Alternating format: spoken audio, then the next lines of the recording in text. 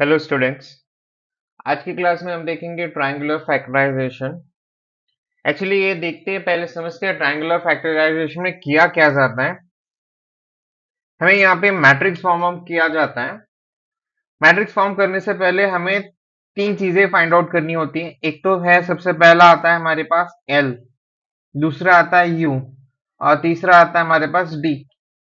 तो मोस्टली कभी कभार एग्जाम्स में या फिर एकेडमिक ईयर्स में क्वेश्चंस में एल यू और साथ ही साथ में एल डी यू, इन दोनों के ऊपर ही क्वेश्चंस बनते हैं और क्वेश्चन इस तरह से आते हैं।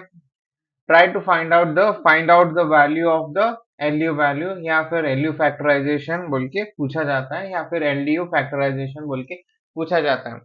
चलिए इन प्रॉब्लम को समझते हैं हम। जैसा आप ये देख सकते हैं, एल यू, यहाँ पे ये वाला यू है और ये वाला एल है। एल का मतलब होता है यहाँ पे लोअर ट्रायंगुलर मैट्रिक्स, ये लोअर ट्रायंगुलर मैट्रिक्स। हमें एल यानी एल का मतलब होता है कि हमें लोअर ट्रायंगुलर मैट्रिक्स फॉर्म करना होता है। सपोज मान लीजिए कोई एक मैट्रिक्स दिया है, उसमें से हमें लोअर ट्रायंगुलर मैट्रिक्स फॉर्म करना होता है। साथ ही साथ में इसे हम बोलते हैं यू। यू का मतलब होता है यहाँ पे अपर ट्रायंगुलर मैट्रिक्स। अपर ट्रायंगुलर मैट्रिक्स में ये तीन एलिमेंट हमें जीरो होते हैं और लोअर में ये तीन एलिमेंट यहाँ पे जीरो होते हैं। इसे बोलते हैं लोअर ट्रायंगुलर और इसे बोलते हैं हम upper triangular matrix. LU factorization जब भी क्वेश्चन आए, we need to be find out the lower triangular as well as upper triangular matrix. और साथ ही साथ में यहाँ पे और एक चीज आती है जो है A equals to LDU with no exchange of rows, where LU have a ones on the diagonal element and D is the diagonal matrix of the pivot। Diagonal matrix of the pivot बोल के यहाँ पे बोल रहा है। Diagonal matrix of the pivot का मतलब होता है कि अपर ट्रायंगुलर मैट्रिक्स में हमें ये जो डायगोनल एलिमेंट्स मिलते हैं आफ्टर सिंप्लीफिकेशन, उसे हम बोलते हैं यहाँ पे diagonal matrix of the pivot बोल के। तो उसी को हम बोलते हैं यहाँ पे डी। और यहाँ पे ये वाले टर्म में हमेशा यहाँ पे u11, u22 और u33 रहेंगे और बाकी सारे एलिमेंट्स हमारे पास जीरो रहेंगे। चलिए इसे समझने के लिए हम मूव करते हैं, एक प्रॉब्लम को, एक एग्जांपल को लेते हैं और समझते हैं प्रॉब्लम कैसे सॉल्व किया जाता है यहाँ पे। और साथ ही साथ में हमें कुछ चीजें यहाँ पे और भी याद रखनी पड़ती हैं। चलिए सबसे पहले हम समझते हैं find the LU and LDU factorization of A। इस वाले को प्रॉब्लम को लेते हैं और समझते हैं। जैसा आप यहाँ पे देख सकते हैं, इसका ऑर्डर है 3x3 और मुझे यहाँ पे फाइंड आउट करना है LU। L का मतलब होता है यहाँ पे लोअर ट्रायंगुलर मैट्रिक्स और U का मतलब होता है यहाँ पे अपर ट्रायंगुलर मैट्रिक्स। तो सबसे पहले मुझे ये दो चीजें ट्रायंगुलर मैट्रिक्स मुझे फाइंड आउट करनी है। चलिए इसे समझते हैं हम कैसे फाइंड आउट करते हैं। जैसा आप यहाँ पे देख सकते हैं, ये मैट्रिक्स है A equals to 3 1 2, 2 minus 3 minus 1, 1 2 1। Okay, चलिए सबसे पहला था कि भाई मुझे सबसे पहले हमें U फाइंड आउट करना होता है। फर्स्ट स्टेप में we need to find out the U value. Okay, U find out करने के लिए हमें यहाँ पे अप्लाई करना पड़ता है रो एलिमिनेशन टेक्निक। मेरे पहले वाली वीडियोस में आप समझ सकते हैं, वहां पे हमने कैसे रो एलिमिनेशन टेक्निक यूज करके वहां पे अपर ट्रायंगुलर मैट्रिक्स फॉर्म किया था हमने। चलिए रो एलिमिनेशन टेक्निक यहाँ पे अप्लाई करते हैं अभी। तो ये वाला हमारा फर्स्ट R1 R2 और ये वाला R3 रहेगा। तो मुझे इस वाले एलिमेंट को मुझे जीरो करना है। तो उस वाले एलिमेंट को मुझे जीरो करने के लिए सबसे पहला क्या करना होगा, R2 माइनस 2/3 R1। चलिए इसे जीरो करने के लिए we have to take here 2/3 R1 here.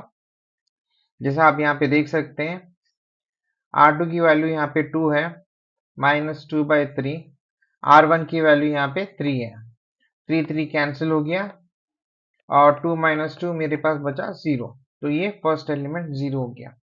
उसी तरीके से मुझे बाकी एलिमेंट्स भी फाइंड आउट करने हैं यहाँ पे।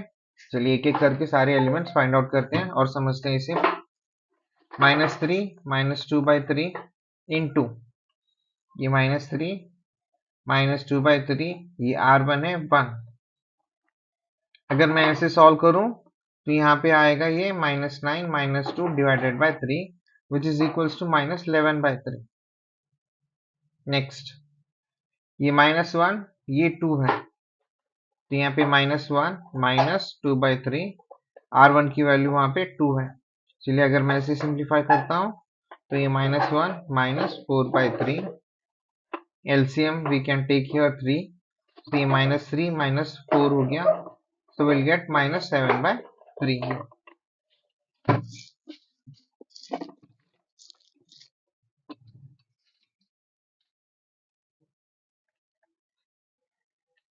तो ये वाला हो गया मेरा R2 रो। R1 हमें जैसा है वैसे ही लिखना है यहाँ पे। आई होप सो सभी को यहाँ तक समझ में आया होगा। चलिए चलते हैं नेक्स्ट स्टेप की तरफ। इसके बाद मुझे R3 फाइंड आउट करना है। इस वाले टर्म को मुझे जीरो करना है अभी। उस वाले R3 टर्म को, फर्स्ट वाले टर्म को मुझे अगर जीरो करना है तो मुझे R3 माइनस 1/3 R1 करना होगा। चलिए R3 एलिमेंट है फर्स्ट 1 माइनस 1/3 इंटू R1 है हमारे पास पहला वाला element 3। 3 get cancelled for 1 minus 1, that will be 0 here, so we got a 0 here। तो ये हो गया हमारा फर्स्ट एलिमेंट और यहाँ पे सेकेंड। so 2 minus 1/3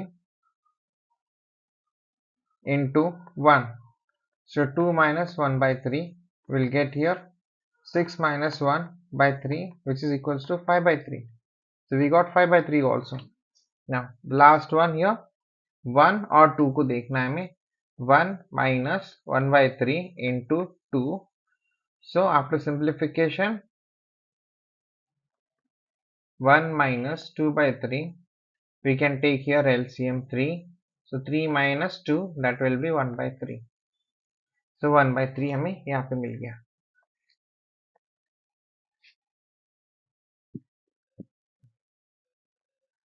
तो ये हो गया हमारा यहाँ पे, ये दोनों एलिमेंट यहाँ पे हमें जीरो मिल गए। तो नेक्स्ट स्टेप में हमें फिर से यहाँ पे भी मुझे जीरो करना है क्योंकि हमें अपर ट्रायंगुलर मैट्रिक्स फॉर्म करना था, अपर ट्रायंगुलर मैट्रिक्स। चलिए ना, इस वाले टर्म को अगर मुझे जीरो करना है तो मुझे क्या करना होगा, R3 tense to R3 plus 5/11 into R2। चलिए इसे समझते हैं। जैसा आप यहाँ पे देख सकते हैं R3 की वैल्यू 5/3 है, प्लस 5/11 लिया था हमने, और R2 हमारे पास है माइनस 11/3। 11 कट हो गया हमारे पास, so 5/3 plus into minus minus, so here we'll get 5/3, so 5/3 plus or minus that will be equals to 0। यहाँ पे ये वाला टर्म भी हमें 0 मिल गया। नेक्स्ट ये वाला टर्म और ये वाला टर्म हमें कंसिडर करना है। 1/3 प्लस 5/11 इंटू R2 है हमारे पास -7/3। चलिए इसे भी सिंप्लीफाई कर लेते हैं। 1/3 प्लस, ये यहाँ पे प्लस की जगह पे माइनस आएगा, माइनस इसलिए आएगा plus into minus that will be minus, so 7 5 35 minus 33, we can take here LCM 33, so यहाँ पे अगर 33 लेता हूं तो यहाँ पे 11 आएगा, माइनस 35। अगर मैं इसे सिंप्लीफाई करूं, we will get here minus 24/33 है। तो ये हो गया हमारा माइनस 24/33। जैसे आप यहाँ पे से देख सकते हैं, वी गॉट टिल हियर। तो यहाँ पे हमारा ये अपर ट्रायंगुलर मैट्रिक्स बन गया। अपर ट्रायंगुलर मैट्रिक्स में हमने जैसे देखा था कि हमें ये वाले 3 एलिमेंट्स हमें 0 चाहिए थे। तो ये हो गया हमारा अपर ट्रायंगुलर मैट्रिक्स। अब इसी तरीके से हमें एल वैल्यू भी फाइंड आउट करना है। एल बोलता है हमें कि हमें लोअर ट्रायंगुलर मैट्रिक्स फॉर्म करना होता है। चलिए इसे, जैसे हमने पहले ही देखा था कि लोअर ट्रायंगुलर जब भी हम एल लिखते हैं तो यहाँ पे डायगोनल एलिमेंट्स हमेशा बाय डिफॉल्ट ये 1 ही रहेंगे और इस साइड यहाँ पे 3 0 रहेंगे। बट इस वाले वैल्यूज का हमें पता नहीं है। ये 121, 131, 132 ये हमें पता नहीं है। ये पता करने के लिए एक इक्वेशन है, जो इक्वेशन बोलता है Ri tends to Ri plus K into Rj। यानी यहाँ पे जो K वैल्यू रहेगा वही वाला एलिमेंट हमें यहाँ पे लिखना होगा, ये वाले 3 एलिमेंट्स में लिखना होगा। अब ये वाला K वैल्यू मतलब यहाँ पे क्या होता है समझते हैं। यहाँ पे जैसे अभी हमने थोड़ी देर पहले अपर ट्रायंगुलर मैट्रिक्स फॉर्म किया था। चलिए इसे मैं इरेज कर देता हूँ ताकि अच्छे से समझ आए।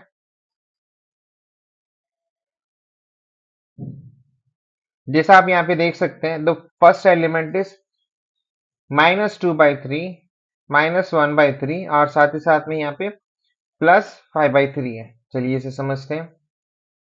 देखिए यहाँ पे 2/3 है, तो सबसे पहला एलिमेंट रहेगा हमारा 2/3 और दूसरा एलिमेंट है यहाँ पे 1/3, तो ये रहेगा यहाँ पे 1/3।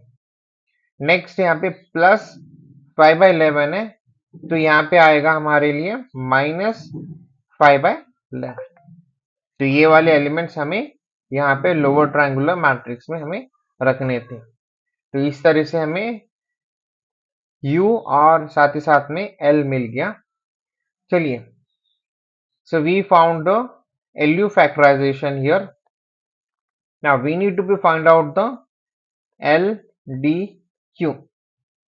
चलिए इसे समझते हैं, हम इसे कैसे फैक्टराइज कर सकते हैं। यहाँ पे जैसे अभी थोड़ी देर मैंने पहले स्टार्टिंग में बताया था कि अगर मुझे D फाइंड आउट करना है, D फाइंड आउट करने के लिए सबसे पहला मुझे देखना होता है कि U मैट्रिक्स में जो U फॉर्म हुआ है उसका सिर्फ डायगोनल एलिमेंट्स लिया जाता है। जो डायगोनल एलिमेंट्स होता है उसी को हम बोलते हैं यहाँ पे पिवोट्स एलिमेंट्स बोल के। तो इस वाले में हमें ओनली डायगोनल एलिमेंट्स फॉर्म करना होता है, A11, A22, A33 और बाकी सारे एलिमेंट यहाँ पे होंगे 0।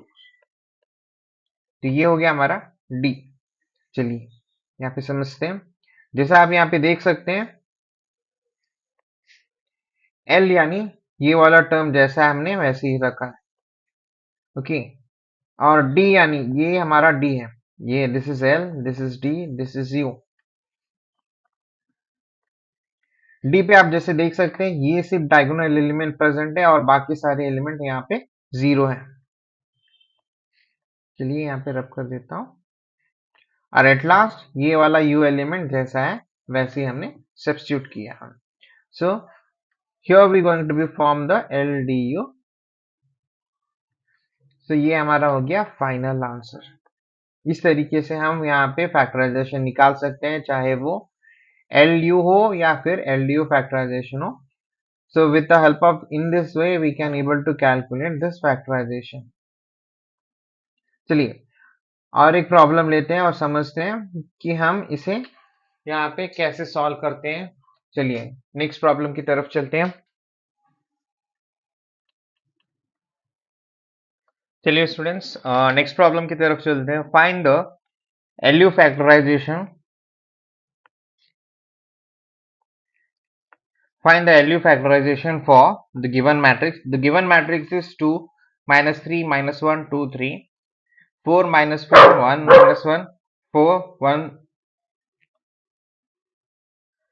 Find the LU factorization for the given matrix. The given matrix is 2 minus 3 minus 1 2 3, 4 minus 4 minus 1 4 11, 12, sorry, 2 minus 5 minus 2 2 1, minus 1 0 2 1 0 4. Now here we can see the order of the matrix is 4 cross 5 here. Now how to calculate the LU value we'll try to understand by using this example here. Now we have to apply the row elimination method here also in order to find out the value of u here. First of all we had to find out the u, then we'll get the value for the L also. Now u represents what here? The upper triangular matrix here, upper triangular matrix. Let's try to find out the upper triangular matrix, then we'll move to the lower triangular matrix here. Now let's try to understand here.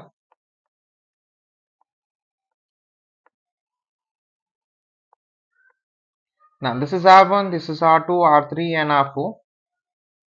Now as we can see, R2 minus 2 into R1. So this is R2, this is R1.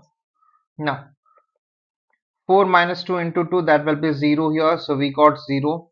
Now we have to apply the whole row. The same operation should be applicable here. Now the next one will be minus 4 minus 2 into minus 3, so that will be minus 4 plus 6, that will be 2 here, we got 2.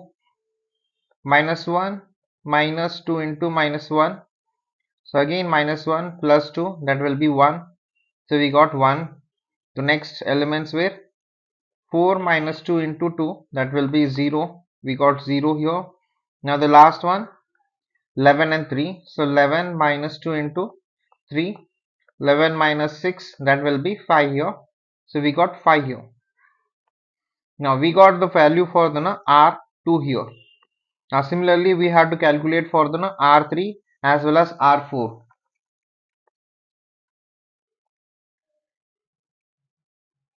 Let me try to erase. Now let's move with R3 here. R3, this is R3, this is R1. So R3 minus R2, R1 we can say. R3 minus R1 we can say. So we can make here 0 here. Now let's try to simplify here. So 2 minus 2, that will be 0 here. So we got a 0, the first element. Now second element, minus 5 minus 3. So minus 5 plus 3, that will be minus 2. Minus 2 we got here. Next minus 2 minus 1. So minus 2 plus 1, that will be minus 1 we got. Next 2 minus 2, that will be 0. We got 0 here. Next minus 1 minus 3. Minus 1 minus 3, that will be minus 4. So minus 4 we got here. So here we got R3 also. But we can observe the R4 row here in the question itself. It's already a 0. So it's not necessary to simplify further. We can write R4 as it is the row. So we did here till now. So we calculated here R2 as well as R3 here. So for R4 already it is a 0. For that reason we skip that one. Now let's move to the other part here. Now again these three elements should be 0 starting, and now these two elements should be 0 here. Now let's try to solve. Now as we can say, this is R1, R2, R3 and R4. Let me try to enlarge. Now already 3 0 we got here, we kept as it is. Now R1 we wrote as it is here, R2 also we wrote as it is, no variation. Now let's move with an operation here R3 now, because we have to make this element as a 0 and this element as a 0 here. Now so R3 R3 plus R2 we can say, because minus 2 plus 2, that will be 0 here.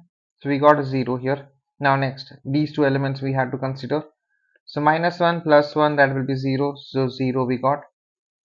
0 plus 0, we got 0 here. Now minus 4 plus 5, that will be 1. So we got here.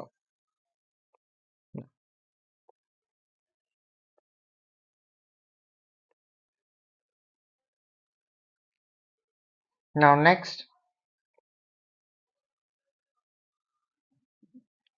we need to be perform these two operations now next, because this element we need to be make it as a 0 here. Now R4 minus R2, as we can see these two elements are same. So the first element 0 minus 0, that will be 0. 2 minus 2, that will be again 0. We got 0 here. Next, these two elements we have to consider. 1 minus 1, again 0 we got. Next, 0 minus 0, we got 0. 4 minus 5, 4 minus 5, that will be minus 1. Minus 1 we got here. So here we got R3 as well as R4 row here. R3 and R4 we got. These two rows we got after simplification. Now our next step is we have to make here also 0, but already it is a 0. Okay. Now if we do then as a further simplification here, R4 plus R3, as we can see 0 plus 0 is 0 only. 0 plus 0, again 0 will get. 0 plus 0 will get again 0. 0 plus 0 will get 0. Now here minus 1 plus 1, again will get here 0. So the complete row got here 0. Here we got complete row as a 0 here. Now let's try to understand what what we need to be do here. Now this forms what our U value. This is nothing but U. This matrix is known as U. Now we have to find out L also. For L, we have to, whenever we're going to be write the L should be in the format of like this. Now as we can see, so total 4 cross 5 it is.